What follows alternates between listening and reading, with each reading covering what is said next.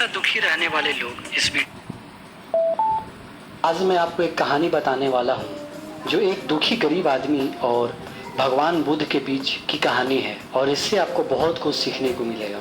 नमस्कार, ये है ज्ञान की बात यूट्यूब चैनल। जैसा कि आपने सुना होगा, जो पानी गतिशील होता है वही स्वच्छ और काम के लायक होता है, और जो रुका हुआ है वह कभी भी कीचड़ बन जाता है। इसलिए हमेशा गतिशील रहें।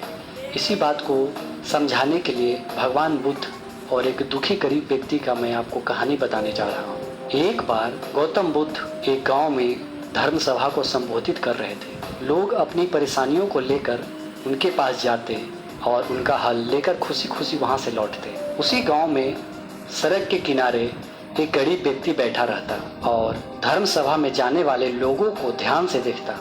उसे बड़ा आश्चर्य होता कि लोग अंदर तो बड़ा दुखी लेकर चेहरा जाते हैं, लेकिन जब वापस आते हैं तो बड़े प्रसन्न दिखाई देते हैं। और ये चीजें देखकर वो गरीब व्यक्ति बहुत ही आश्चर्यचकित हुआ। उस गरीब को लगा कि क्यों ना वह भी अपनी समस्या बुद्ध के सामने रखे।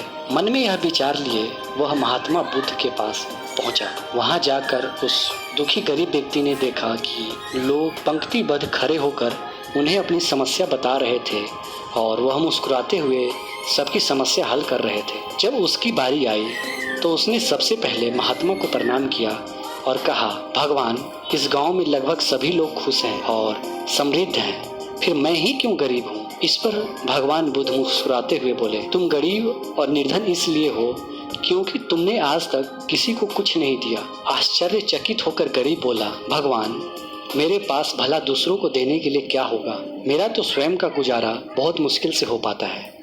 लोगों से भीख मांगकर मैं अपना पेट भरता हूँ। इस पर भगवान कुछ देर शांत रहे और फिर बोले, तुम बड़े अज्ञानी हो। औरों को बांटने के लिए ईश्वर ने तुम्हें बहुत कुछ दिया है, मुस्कुराहट दी है जिससे तुम लोगों में आशा का संचार कर सकते हो, मुंह से दो मीठे शब्द बोल सकते हो, दोनों हाथ से लोगों की मदद कर सकते हो। ईश्वर ने जिसको यह तीन चीजें दी है वह कभी गरीब और निर्धन नहीं हो सकता। निर्धनता का विचार आदमी के मन में होता है और यह तो एक भ्रम है, इसे निकाल दो। यह सुन उस आदमी का चेहरा चमक उठा। तो इस कहानी से आप समझ गए होंगे कि दुखी और गरीब होना एक भ्रम है, ना कि वास्तविकता।